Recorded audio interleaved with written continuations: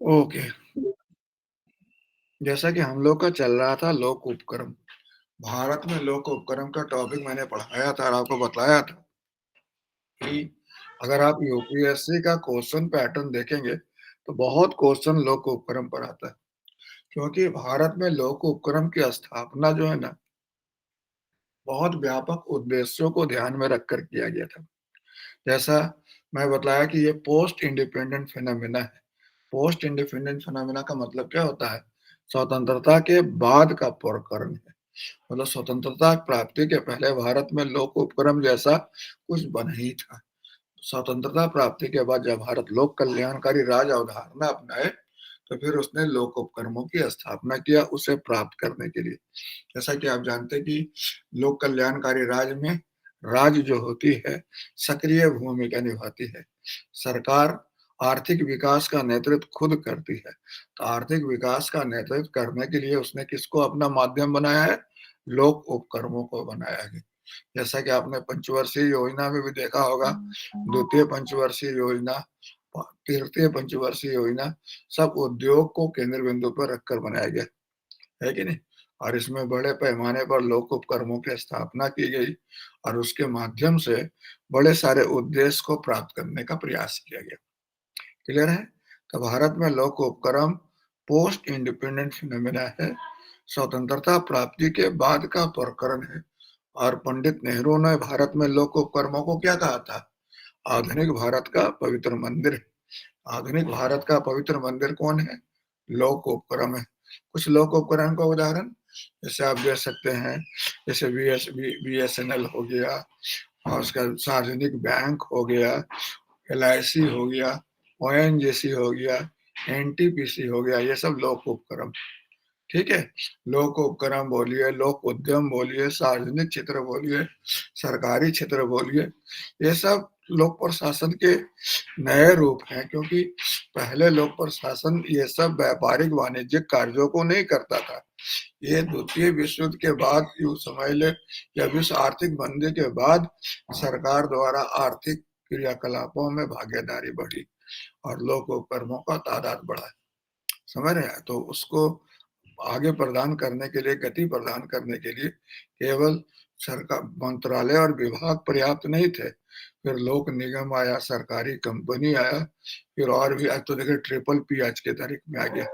Public private partnership के माध्यम से हम आर्थिक विकास को गति देने का प्रयास कर रहे हैं, है कि नहीं? तो आज के तारीख में अब लोक उपक्रम पर भी सरकार का उतना ज्यादा मतलब नहीं।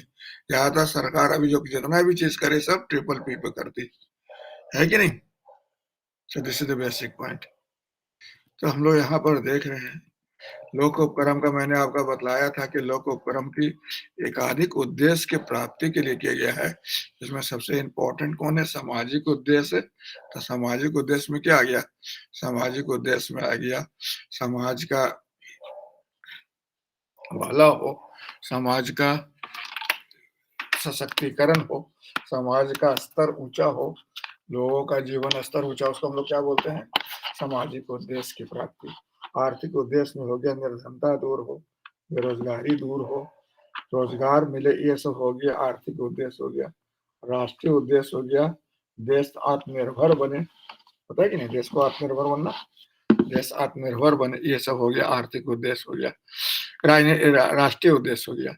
और राजनीतिक उद्देश्य जो समाजवादी संरचना की स्थापना वगैरह, लोक कल्याणकारी राज्य की स्थापना, ये राजनीतिक उद्देश्य हो गया। तो इन सब को प्राप्त करने के उद्देश्य से लोक उपक्रमों की स्थापना की गई।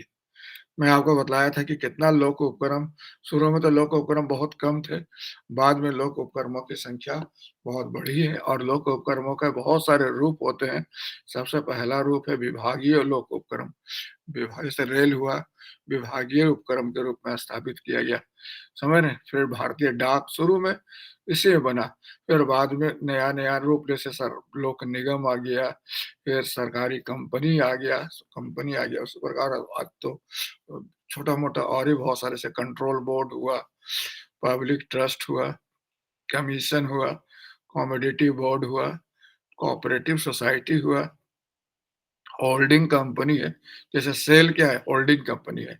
बहुत सारी स्टील का कंपनियाँ एक जगह सरकारी कंपनी एक साथ काम करती है और उसको टोटल में क्या नाम देते हैं? होल्डिंग कंपनी कहते हैं। जैसे अमूल को जानते होंगे, सुधा को देखते होंगे, ये सब क्या है? कोऑपरेटिव सोसाइटी है, दुग्ध उत्पादन में। फिर देखते होंगे रबड़ बोर्ड हुआ, कॉफ़ी बोर्ड हुआ, चाय बोर्ड हुआ, नारियल क क्वायर बोर्ड हुआ, ये सब लघु ये इन लोग हम लोग बोलते हैं कमोडिटी बोर्ड कहते हैं। समझ रहे? फिर खादी ग्राम उद्योग का तो नाम सुना होगा आपने, केवीआईसी, केवीआईसी देखा है आपने? केवीआईसी, खादी ग्राम उद्योग बोर्ड, हर शहर में मिल जाएगा आपको खादी ग्राम उद्योग बोर्ड, जहाँ खादी की वस्तुएँ अभी तो खादी इंडिया के नाम से बहुत सारा आउटलेट है। यूटीआई की स्थापना और भी इस तरह का जिसका छोटे-छोटे निवेशकों के हितों को ध्यान में रखते किया गया था यूटीआई की स्थापना। फिर नदी नदी जहाँ पर नदी जल प्रबंधन वाला जो होता है, बहुउद्देशीय, वहाँ कंट्रोल बोर्ड की स्थापना की जाती है। तो लोक उपक्रम जो है मतलब वैसे तो सबसे पुराना रूप विभागीय उपक्रम हो गया, समझ रहे हैं? विभागीय उपक्रम सबसे पुराना लोक उपक्रम का रूप है। उसके बाद लोक निगम आ गया, फिर लोक निगम के बाद सरकारी कंपनी आ गया और फिर उसके बाद आपका क्या आ गया? सर ये 3 हो गया, ये मेन है। इसके अलावा और खुदरा-खुदरी में कंट्रोल बोर्ड हो गया, पब्लिक ट्रस्ट हो गया, समझ रहे हैं, कमीशन टाइप का हो गया, फिर कमोडिटी बोर्ड हो गया, कोऑपरेटिव सोसाइटी हो गया, होल्डिंग कंपनी हो गया, ये सब मिसलेनियस है। ये सब तादाद में ज़्यादा नहीं है, लेकिन ज़्यादातर वही लोग होते हैं। सरकारी कंपनी में सरकारी कंपनी बहुत ज़्यादा होगा, लोक निगम भी ठीक-ठाक है। समझ रहे हैं? ये सब कम होता है। ये सब खास उद्देश्य के लिए बनाया जाता है। जैसे बहुउद्देशीय नदी घाटी परियोजना के लिए कंट्रोल बोर्ड बनाया जाता है। फिर छोटे मतलब देश के सामरिक महत्व या राष्ट्रीय महत्व को साधने के लिए पब्लिक ट्रस्ट बनाए जाते हैं। किसी खास उद्देश्य को प्रमोट करने के लिए आयोग बनाए जाते हैं। किसी खास वस्तु को प्रमोट करने के लिए कमोडिटी बोर्ड बनाया जाता है। कोऑपरेटिव मूवमेंट के तहत नो प्रॉफिट नो लॉस की भावना के तहत कोऑपरेटिव सोसाइटी बनाया जाता है और बहुत सारे कंपनी जो एक ही क्षेत्र में काम कर रहे हैं, उनको मिलाकर होल्डिंग कंपनी बनाया जाता है। तो ये भी देखने को मिलता है। तो मैंने सब पिछले क्लास में आपको विभाग के बारे में, निगम के बारे में, कंपनी के बारे में बतलाया था, याद है आपको? मैंने आपको बतलाया था कि तीनों में सबसे बेहतर मतलब इस तरह से कहना बड़ा मुश्किल है कि तीनों में बेहतर कौन होता है, लेकिन मोटा-मोटी यही समझ लीजिए कि तीनों के अपने मतलब सापेक्षिक गुण-दोष होगा। किसी में अगर आपको स्वायत्तता चाहिए, तो आप सरकारी कंपनी की स्थापना करें। अगर आपको मुनाफ़ा क्या कहते हैं, नियंत्रण रखना है, जवाबदेही रखना है, तो विभागीय उपक्रम होगा और दोनों चाहिए, स्वायत्तता भी चाहिए और जवाबदेही भी चाहिए, तो फिर आप लोक निगम की स्थापना करें। तो सरकार जैसा देखती है कि क्या ज़रूरत है, अब जैसे सरकार को होटल खोलना है, तो विभाग के रूप में तो होटल नहीं खोलेगी। फिर विभाग के विभागीय उपक्रम के रूप में होटल खोलेगी तो नहीं चलेगा। समझ रहे हैं? देखिए होटल को प्राइवेट होटल के साथ कॉम्पीट करना होगा। वही तौर-तरीका अपनाना होगा जो प्राइवेट सेक्टर वाले कंपनी होटल करते हैं। तो उसके लिए सरकारी कंपनी ठीक होगा। और लेकिन जैसे सपोज़ कीजिए परमाणु ऊर्जा इस सब के क्षेत्र में सरकार काम करना चाहती है। बड़ा संवेदनशील विषय है, तो इसको थोड़ा गोपनीयता भी आवश्यक है। इसको विभागीय उपक्रम में रखा जा सकता है। फिर आप मान लीजिए कि सरकार मतलब सामरिक महत्व जैसे जीवन बीमा हुआ वगैरह-वगैरह को, बैंक हुआ, ये सबको मैनेज करना तो इसके लिए लोक निगम अच्छा होगा, जिसमें थोड़ा स्वायत्तता भी है, थोड़ा जवाबदेही भी है। तो दोनों का जहाँ बैलेंस होता है, जैसे आपको मैंने बतलाया था ना पिछले क्लास में, मुझे याद आता है कि मैंने आपको बतलाया था कि वर्चुअली कि आपको चाहिए क्या ये बहुत इम्पोर्टेंट है। अगर आपको स्वायत्तता चाहिए, तो फिर आप जो है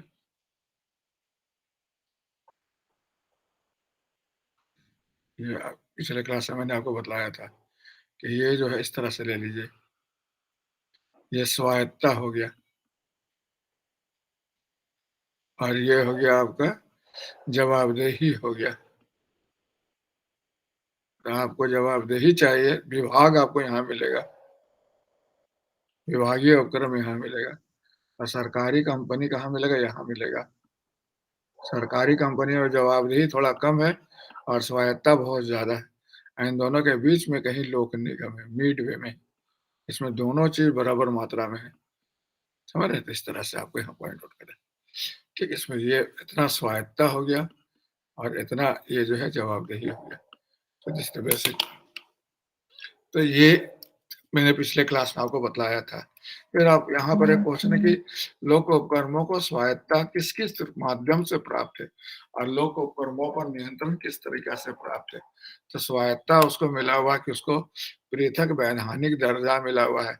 स्वायत्ता का पहला क्या तरीका है उसको कि पृथक वैधानिक दर्जा मिला हुआ है। वो अपने नाम पर संपत्ति एक्वायर कर सकती है, अपने नाम पर कानूनी वाद-विवाद में संलग्न हो सकती है। तो सबसे पहले सेपरेट वैधानिक जवाबदेही। दूसरा क्या है? पृथक वित्त है। पृथक वित्त का मतलब उसका अपना फाइनेंस है। समझ रहे हैं? वो अपना धन का आप जैसे चाहे इस्तेमाल कर सकते हैं। उसका अपना कर्मचारी होता है, उसके अपने कार्मिक नीति होते हैं। उसको कार्य करने में स्वायत्ता मिली हुई है। उसके उसका कार्मिक मामले और वित्तीय मामले में लचकता भी है और स्वायत्ता भी, दोनों में फ्री है और सरकार के अनावश्यक नियम कानून से मुक्त है। कि ये सब जो है लोक उपक्रमों को क्या प्रोवाइड कर रहे हैं? स्वायत्ता प्रोवाइड कर रहे हैं। ताकि लोक उपक्रम वाणिज्यिक व्यापारिक हितों को बड़ा ढंग से काम कर सके, उन सब से निबट सके।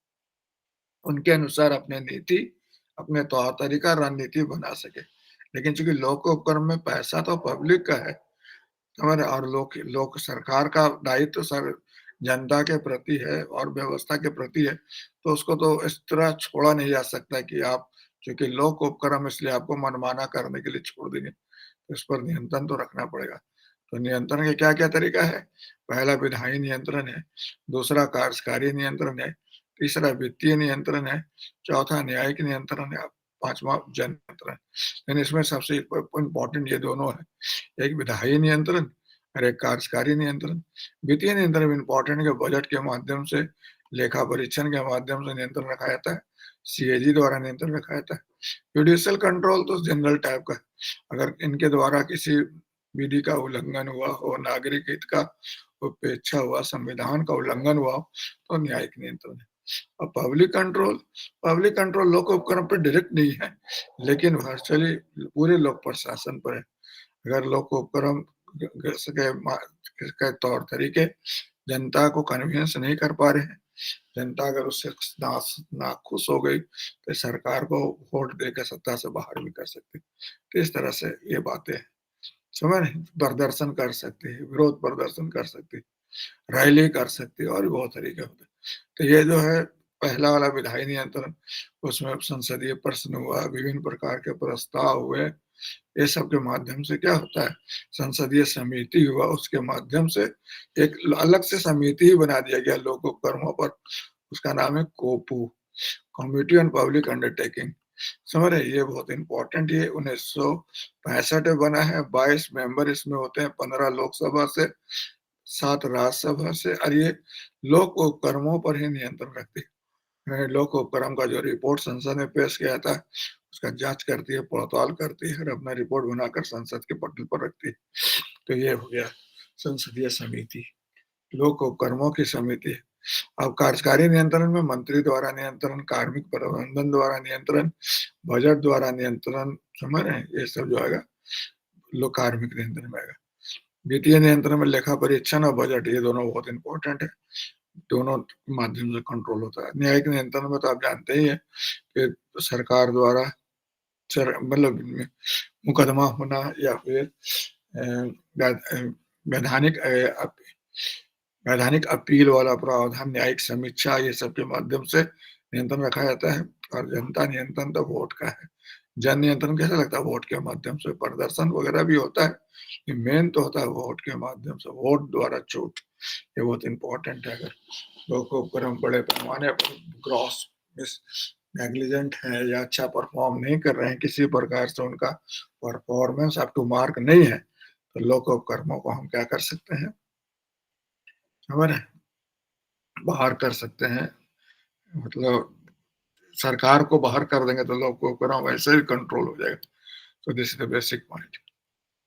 ठीक है, लोक उपक्रमों की विशेषता क्या है? लोक उपक्रमों की इन जनरल विशेषता होता है कि इसका मालिकाना अधिकार किसका होता है? सरकार का होता है। इसका मालिकाना अधिकार सरकार का होगा। इसमें सरकार का नियंत्रण भी पर्याप्त रहता है। इसमें सेवा की भावना होती है। इसको पैसा सरकार देती है, राज्य द्वारा मिलता है। इस पर लोक जवाबदेहिता के तत्व होते हैं और इसका प्रबंधन ज़्यादातर ब्यूरोक्रेसी द्वारा होता है, नौकरशाही द्वारा होता है, आईएएस अधिकारी द्वारा होता है। ज़्यादातर जैसे रेलवे बोर्ड का अभी चेयरमैन बताइए ना, रेलवे बोर्ड का कौन है चेयरमैन जी? शिवानी, रेलवे बोर्ड का चेयरमैन कौन है अभी? मुझे लगता है कोई महिला बनी है, मुझे जहाँ तक लगता है, कुछ दिन पहले मैंने पेपर में देखा था।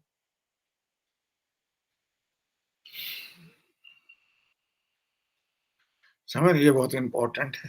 आईएएस अधिकारी होता है, समझ रहे? तो ये इंडियन ऑडिट अकाउंट सर्विस का अधिकारी हो सकता है। सिविल सर्वेंट रहते हैं ये लोग। पूरा रेल मंत्रालय का प्रबंधन कौन करता है? रेलवे ट्रैफिक सर्विस का अधिकारी, रेलवे पर्सनल सरकार सेवा का अधिकारी, फिर आपका रेलवे इंजीनियरिंग सर्विस का अधिकारी, ये सब में रेल का प्रबंधन करता है। सब ब्यूरोक्रेसी रहता है कि नहीं? यस सर, जब सर जया वर्मा सिन्हा है, अच्छा, जया मतलब वर्मा फर्स्ट सिंह। वुमेन है।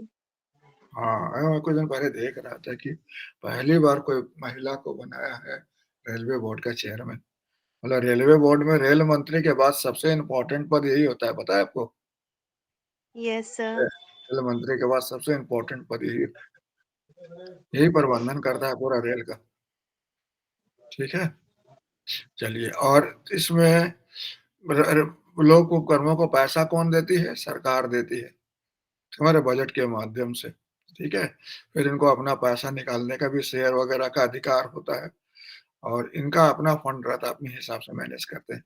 लोक जवाबदेहिता मतलब इसका इनका रिपोर्ट संसद में पेश किया जाता है और संसद की एक समिति, जिसको हम लोग क्या बोलते हैं? कमेटी ऑन पब्लिक अंडरटेकिंग, वह इस पर कंट्रोल रखती है। हमारे तब स्कोपू बोलते हैं उसको, हमारे। और इसका प्रबंधन आईएएस अधिकारी, ब्यूरोक्रेट से ये सब करते हैं।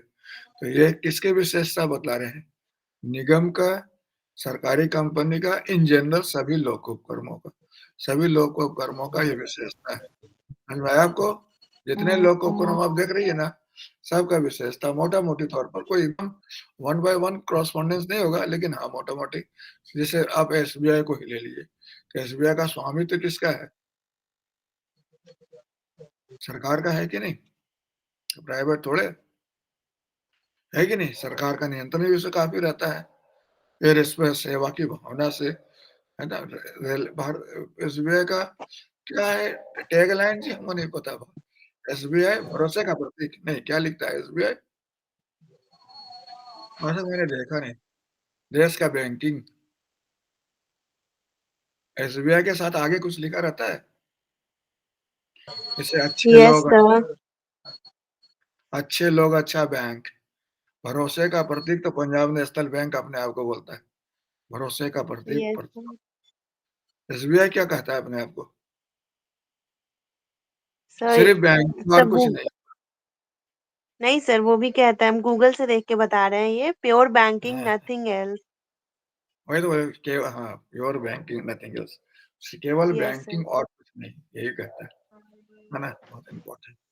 तो ये सब ना, कभी कभी केबीसी में एक बार पूछा था उससे, हर्षवर्धन शायद जीता था। उस समय 1 करोड़ वाला ही चलता था, तो जो पहला करोड़पति बना था ना, उससे ही पूछा था कि भारतीय सेना का या वायु सेना का क्या टैगलाइन है? 1 करोड़ का क्वेश्चन था। भारतीय वायुसेना का टैगलाइन क्या है, बता सकती हो?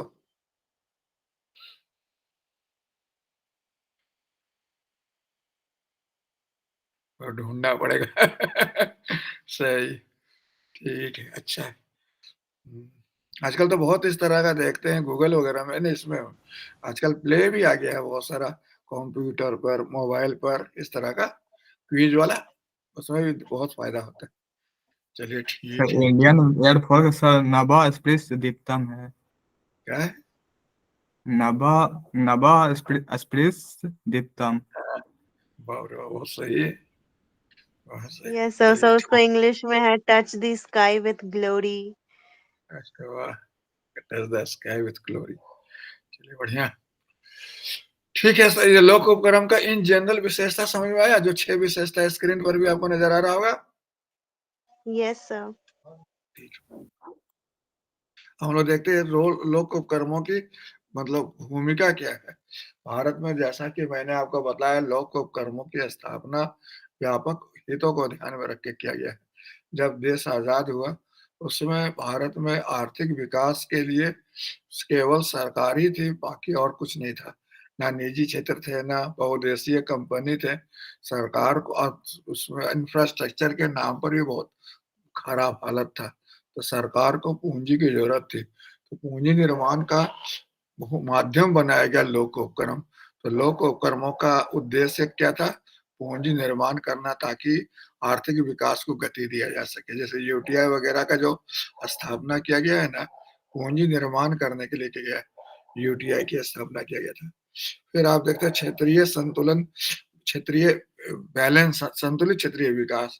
जैसे आप देखते होंगे छत्तीसगढ़ में, मध्य प्रदेश में बहुत सारा इंडस्ट्री लगाया गया। किसके लिए? वो क्षेत्रीय मतलब संतुलित क्षेत्रीय विकास के लिए। क्योंकि भारत के कुछ क्षेत्र बहुत डेवलप थे, कुछ क्षेत्र डेवलप नहीं थे। तो जो डेवलप क्षेत्र नहीं थे वहां बनाया गया। जैसे भिलाई में लगाया गया, समझ रहे हैं। उसके बाद आपका दुर्गापुर में लगाया गया। तो इस तरह से, ताकि क्षेत्रीय, बिहार में बरौनी में लगाया गया। फिर जो रोजगार का एक बहुत बड़ा जरिया है कौन? लोक उपक्रम। तो लोक उपक्रमों की भूमिका क्या है? रोजगार देने में। मैं उस दिन कल बता रहा था कितना लोगों को 11-12 लाख लोगों को रोजगार दे रखा है इसने, या कुछ बताया था ना पिछले क्लास में? लोक उपक्रम पिछले क्लास में बताया था वो। फिर मैंने बताया आधारभूत संरचना का निर्माण करता है। जहाँ लोक उपक्रम होंगे वहां सड़क बन जाएंगे, बिजली बन जाएंगे, कानून व्यवस्था दुरुस्त हो जाएगा, और भी बहुत तरह का इंफ्रास्ट्रक्चर का निर्माण करने के लिए भी लोक उपक्रमों के। निजी क्षेत्र, चूंकि भारत मिश्रित अर्थव्यवस्था है। मिश्रित अर्थव्यवस्था का मतलब क्या होता है? मिश्रित अर्थव्यवस्था का मतलब होता है को एग्जिस्टेंस ऑफ, मतलब सार्वजनिक, पीएसयू एंड प्राइवेट, दोनों का सह-अस्तित्व होता है। दोनों का सह-अस्तित्व ना होता है जी। दोनों का कोएग्जिस्टेंस रहेगा। जैसे आप देखते हो कि पहले जो 5 ईयर प्लान आता था, उसमें लिखा रहता था इतना पैसा जो है प्राइवेट सेक्टर के लिए, इतना गवर्नमेंट सेक्टर के लिए सरकार दे रही है 5 सालों में। समझ रहे हैं? तो आप उसमें स्पष्टीकरण बँटा हुआ रहता है कि सरकारी क्षेत्र के लिए कितना पैसा, निजी क्षेत्र के लिए कितना पैसा। तो ये जो ये निजी क्षेत्र चूँकि है नहीं, तो उसको ताकत देने के लिए, उसको आगे बढ़ने के लिए, प्रेरित करने के लिए लोक उपक्रम काम करता है। और दूसरा, भारत को आत्मनिर्भर बनाना। आत्मनिर्भर आप कैसे के बना सकते हैं? एक्सपोर्ट प्रमोशन करके। और एक्सपोर्ट प्रमोशन करेंगे, इंपोर्ट को कम करेंगे, तो क्या होगा? फॉरेन एक्सचेंज बचेगा, पूंजी निर्माण में फायदा होगा। तो ये बहुत सारा उद्देश्य, 6 उद्देश्य है भारत में लोक उपक्रमों के स्थापना का। 6 भूमिका था। पहला भूमिका क्या था? पूंजी निर्माण करना। दूसरा, क्षेत्रीय विकास करना, संतुलित क्षेत्रीय विकास करना। तीसरा भूमिका है रोजगार बढ़ाना, इंफ्रास्ट्रक्चर का निर्माण करना, समझ रहे हैं? निजी क्षेत्र को ताकत देना, निजी क्षेत्र को आगे बढ़ने के लिए पृष्ठभूमि प्रदान करना। और ये था कि एक्सपोर्ट बढ़ाना और फॉरेन एक्सचेंज कमाना, है कि नहीं? सो मैं आपको क्या बताया, भारत में लोक उपक्रमों की स्थापना बहुत सारे उद्देश्य के, बहुत सारा कारणों को ध्यान में रखकर किया गया। मैं आपको बताया कि भारत, कुछ दिन पहले बता रहा था कि भारत में शायद मान ले 300 के आसपास लोक उपक्रम है। तो उसमें करीब 60-65% लोक उपक्रम तो अच्छा कर रहे हैं, लेकिन बहुत सारे लोक उपक्रम लॉस में भी चल रहे हैं। हमारे बिहार में बहुत सारा लोक उपक्रम लॉस में चल रहा है। तो लोक उपक्रमों का लॉस में जाने का वजह क्या है, बता सकते हैं? रेल तो लॉस में नहीं जाती, लेकिन बहुत जैसे एयर इंडिया लॉस में गई, तब ना उसको टाटा के हाथों बेच दिया गया। अगर मुनाफा कमाते रहती तो खैर उसको हटाया जाता, निश्चित रूप से नहीं। तो यही हर्षोली के लोक उपक्रम का प्रॉब्लम क्या है? सबसे पहला प्रॉब्लम, इनका जो प्रक्रिया होता है, लोक नीति प्रक्रिया दोषपूर्ण होता है। वास्तविकता को ध्यान में रख के नहीं बनाया जाता। बहुत यूटोपियन कल्चर कम एस्पेक्ट को ध्यान में रखता है, बहुत कल्पनावादी टाइप का रहता है, वास्तविकता से परे रहता है, सबसे पहला। दूसरा क्या है, इसमें कर्मचारी ज़रूरत से ज़्यादा है, जितना कर्मचारी होना चाहिए उससे ज़्यादा कर्मचारी लोकोपक्रम में, तो जो अल्टीमेटली क्या करेगा, लॉस करेगा कि नहीं करेगा? कर्मचारी ज़्यादा होंगे तो खर्च उन पर ज़्यादा होगा, खर्च ज़्यादा होगा तो फिर बचेगा क्या? तीसरा जो होता है ऑपरेटिंग कॉस्ट बहुत ज़्यादा है, मतलब जैसे कोई वस्तु का तैयार होने में उसमें जितना कर्मचारी है, व्यवस्था है, सब मेंटेन करने में, ऑपरेशन करने में बहुत कॉस्ट रहता है। तो जो ऑपरेशन कॉस्ट बढ़ गया, तो मुनाफ़ा को कम करने लगेगा कि नहीं? ये भी एक दिक्कत होता है, ऑपरेटिंग कॉस्ट बहुत ज़्यादा है। फिर ये लोग जो मूल्य निर्धारित करते हैं, ये भी बहुत अव्यावहारिक होता है, असंगत होता है। समझ रहे हैं? तो अव्यावहारिक और असंगत मूल्य नीति की वजह से भी लोक उपक्रमों की बदहाल स्थिति है।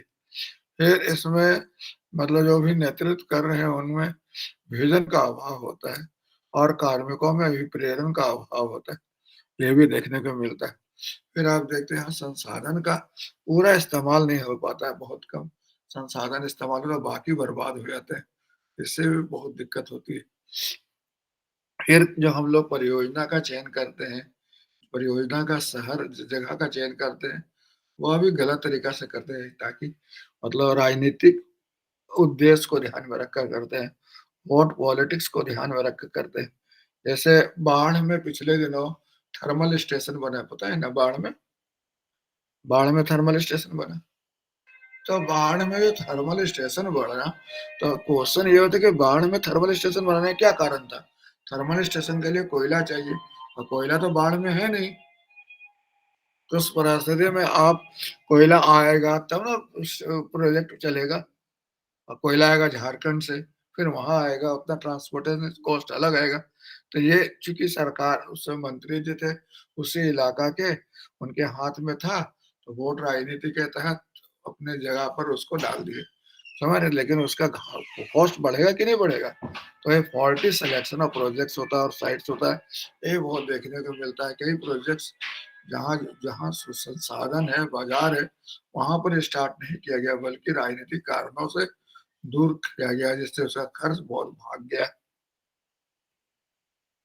मेरे पास में अब जैसा हाइडल प्रोजेक्ट है, वो कहाँ लगाया जाएगा? बट जहाँ पानी नहीं होगा वहीं ना हाइडल प्रोजेक्ट लगा सकते हैं। तो इस तरह से कई दफ़ा हम लोग देखते हैं कि मतलब इस परियोजना का स्थान चयन करने में या परियोजना का चयन करने में त्रुटि हो जाता है। तो ये 7 समस्या मैंने बतलाया।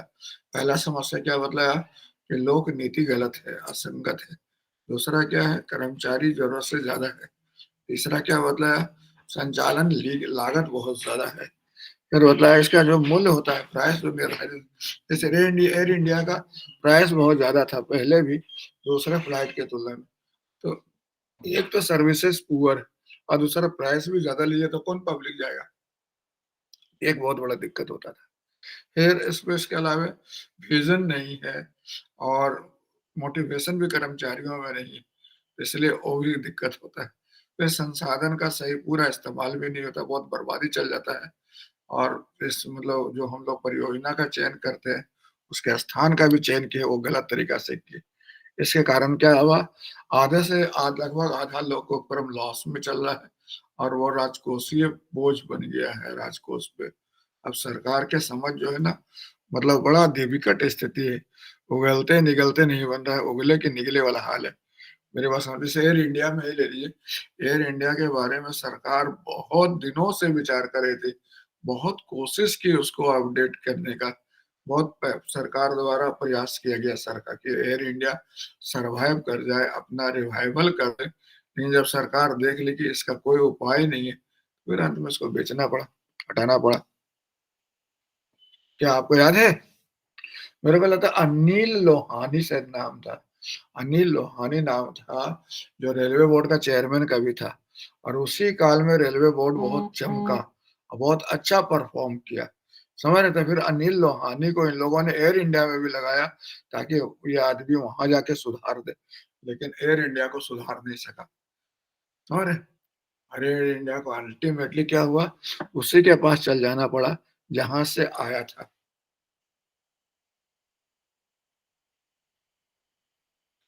समझे? तो ये बहुत इम्पोर्टेंट है। अब हम लोग देखते हैं कि लोक उपक्रम चूँकि भारत आधुनिक भारत का पवित्र मंदिर है और इससे व्यापक उद्देश्य हम लोगों ने जोड़ रखा है। ये इससे इसके द्वारा व्या विविध भूमिका निभाया जाना है, तो उस परिस्थिति में इसको भगवान भरोसे तो नहीं छोड़ सकते। इसको समस्या झेलते नहीं देख सकते। इसमें सुधार तो करना ही पड़ेगा।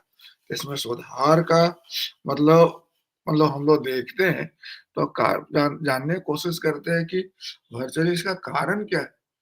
समझ रहे हैं कि इसका मतलब कह सकते हैं इसके कुछ मतलब लोक उपक्रमों में सुधार की ज़रूरत 2 कारणों से है। एक कारण जिसको कह सकते हैं पुश फैक्टर और एक कारण कह सकते हैं जिसको कह सकते हैं पुल फैक्टर।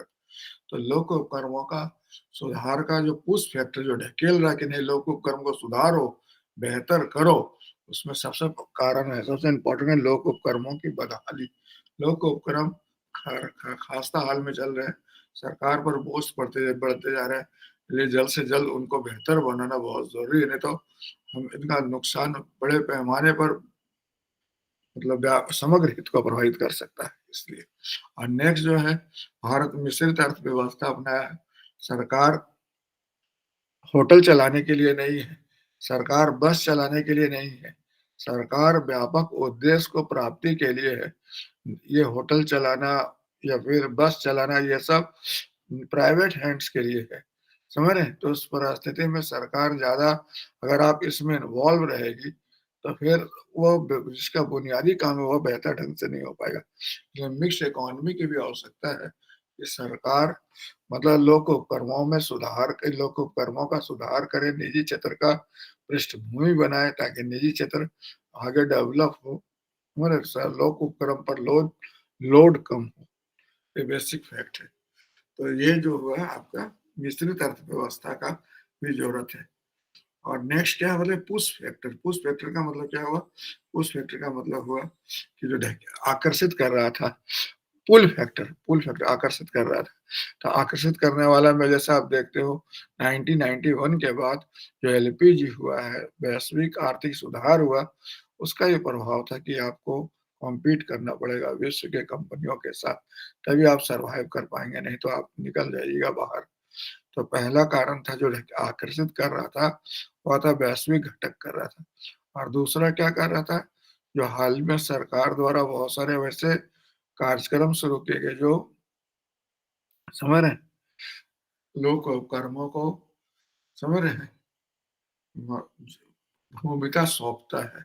जैसे आत्मनिर्भर भारत हुआ, न्यू इंडिया इनिशिएटिव हुआ, तो ये सब में लोक उपक्रमों से भारी भूमिका की अपेक्षा की जाती है। तो ये पुल फैक्टर हो गया, तो यानी कुछ फैक्टर ढकेल रहा है, कुछ फैक्टर खींच रहा है। तो जैसे पुश फैक्टर जो ढकेल रहा है और पुल फैक्टर जो खींच रहा है, ये दोनों उम्मीद को अपेक्षा करते हैं कि लोग उपक्रम थोड़ा बेहतर करे, सुधारे अपने हालात को, अर्थव्यवस्था में अच्छी महत्वपूर्ण भूमिका निभाए।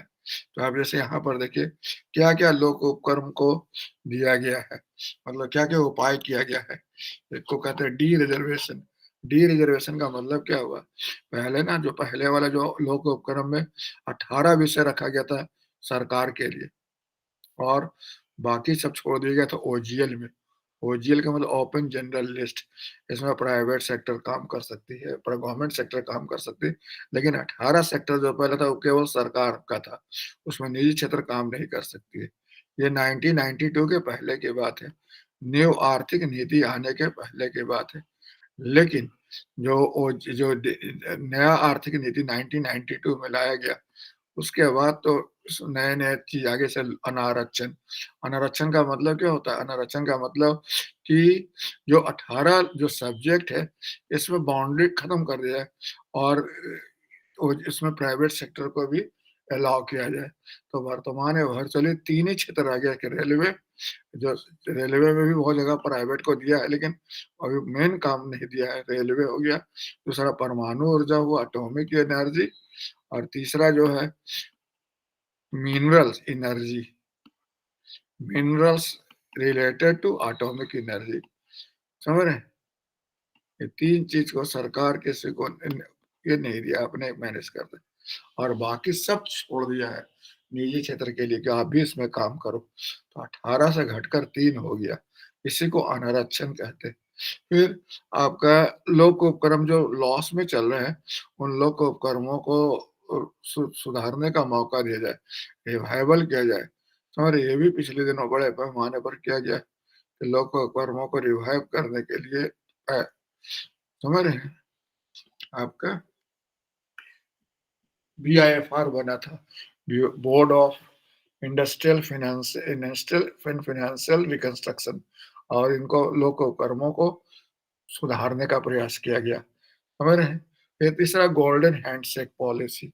इसमें क्या हुआ, लोक उपक्रम जो लोग कर्मचारी स्वैच्छिक सेवानिवृत्ति चाह रहे थे, उनको वीआरएस दे दिया।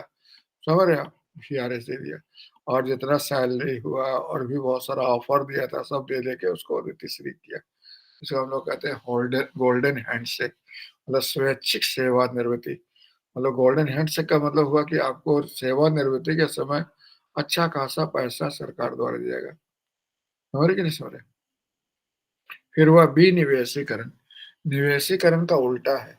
निवेशीकरण में सरकार लोग के उपक्रम में पैसा लगाती है, अभी निवेशीकरण में क्या करती है, उससे पैसा निकाल लेती है, यानी लोग के उपक्रमों को बेच के या और भी तरीका से उसको पैसे डिसइन्वेस्टमेंट।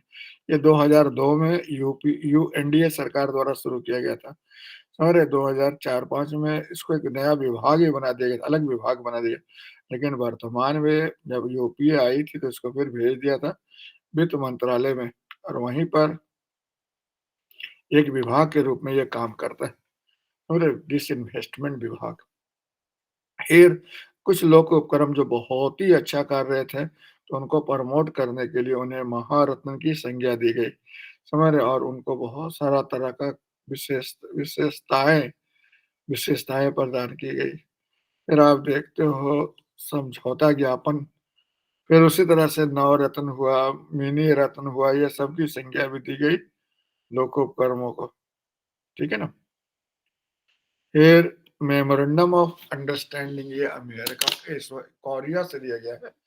मेमोरेंडम ऑफ अंडरस्टैंडिंग इसके तहत होता है कि लोक उपक्रम और सरकार दोनों एक ज्ञापन में हस्ताक्षर करते हैं। सरकार लोक उपक्रमों को स्वायत्ता देती है, बदले में लोक उपक्रमों से निष्पादन की अपेक्षा करती है। इसी को ऑपरेटिंग कह सकते हैं मेमोरेंडम ऑफ अंडरस्टैंडिंग कहते हैं। समझ रहे हैं। और ये जो है सामाजिक जवाबदेही, निगमित सामाजिक जवाबदेही क्या होता है, निगमित सामाजिक जवाबदेहिता होता है कि लोग को, निगम को या सरकारी क्षेत्र को अपने बजट का 2% हिस्सा समाज के दायित्व के लिए खर्च करना होता है।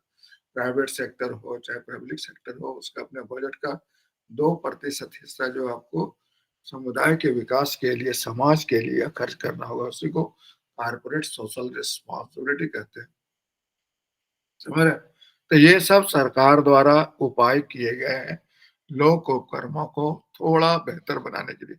और एक उपाय क्या हो सकता है बताइए। तो और एक उपाय ये हो सकता है कि लोक उपक्रमों को आप मतलब एक मौका और दीजिए कम से कम, कि अगर वो अपने को प्रूव करना चाह रहे हैं तो एक मौका देना चाहिए। लेकिन सरकार ऐसे ऐसे कई बार एक एक मौका देकर बहुत मौका गंवा चुकी, इसलिए खैर एक मौका और उनको दिया जाए, ये तो किया जा सकता है। फिर निजी क्षेत्र के सेवा शर्तों को आकर्षित करना। फिर निजी क्षेत्र में जो लोग जाना नहीं चाहते हैं, समझ रहे हैं, तो उसके सेवा शर्त को आप आकर्षित कर सकते हैं, ताकि समझ रहे। फिर सार्वजनिक क्षेत्र पर निष्पादन संबंधी नियमन करना होगा, आपको रेगुलेट करना पड़ेगा, ये परफॉर्म ढंग से करे, परफॉर्मिंग बने, ये बहुत इंपॉर्टेंट। और फिर है आपका पब्लिक प्राइवेट पार्टनरशिप, इसमें दोनों मिलकर मैनेज करते हैं। समझ रहे, कुछ पूंजी, कोई पूंजी लगाता है, कोई तकनीकी लगाता है, कोई प्रबंधन देखता है, कोई निर्धारण देखता है, इस तरह से। और ये आज के तारीख में बहुत सक्सेसफुल गारंटी माध्यम है, डेवलप गारंटेड माध्यम है, और बहुत अच्छा कर रहा है सार्वजनिक निजी सहभागिता। और नेक्स्ट जो है सेवा सर सबको बरोबर कर दे, तो ये भी बहुत हो सकता है, क्योंकि मतलब लोक उपक्रम निजी सार्वजनिक पिछले दिनों बड़े पैमाने पर सरकारी क्षेत्र छोड़ के लोग निजी क्षेत्र ज्वाइन कर लिए थे, समझ रहे? तो ये इस चीज को रोकने के लिए दोनों का सेवा शर्त बराबर रखना पड़ेगा, ताकि मतलब जो प्रतिभा वाले युवा है या प्रतिभा है उन वो दुष्प्रभावित ना होने पाए, समझ? तो ये चीज आप यहाँ पर उपाय के रूप में रख सकते हैं। तो ये एक मौका और उन्हें मिलना चाहिए। नेक्स्ट जो है सेवा शर्त को थोड़ा सा और मैनिपुलेट करना मांगता। तीसरा जो है इनके परफॉर्मेंस को आपको रेगुलेट करना पड़ेगा ताकि ये बेहतर परफॉर्म करे। और चौथा जो है सार्वजनिक निजी सहभागिता पर बल देना पड़ेगा। और लास्ट में विकेंद्रीकरण पर बल देना होगा। नहीं, क्या कहते हैं, एक समान सेवा शर्त पर बल देना होगा। ये दोनों का एक समान सेवा शर्त। सार्वजनिक निजी सहभागिता तो आज देख ही रहे बहुत जगह सक्सेसफुल वेंचर के रूप में काम कर रहा है। तो आज मैंने लोक उपक्रम का एक टॉपिक आपके साथ डिस्कस किया जनाब। कल मैं फिर डिस्कस करूंगा कोई और टॉपिक, ठीक है ना? कल हम लोग नीति आयोग वगैरह टॉपिक देख सकते हैं, ठीक है? योजना वाला ओके टॉपिक सर। देख। तो आप जो ओके है ना सर। क्वेश्चन जरा देख लेना इस टॉपिक पर, और हो तो लेते आना, तो ताकि डिस्कस कर सके इसको, ठीक है ना? इसमें बड़ी आपको क्वेश्चन मिलेगा और अच्छा अच्छा क्वेश्चन मिलेगा, ठीक है? तो यूपीएससी का क्वेश्चन तो जानते हो ना, questions are always very humble but answers are very jumble. मैं अक्सर बोलता हूँ यूपीएससी क्वेश्चन ना सुनने में बहुत अच्छा लगता है लेकिन होता बड़ी खतरनाक है। तो उसके लिए आपको लेवल ऑफ कॉम्पिटेंस बढ़ाना पड़ेगा, तभी आपका अच्छा रिजल्ट आएगा, ठीक है ना? रीडिंग अच्छे से किताब से, writing, thinking, analysis, group discussion, तब फायदा होगा, ठीक है? और मिलते हैं कल अपने समय पे। Okay sir, thank you sir. Okay sir.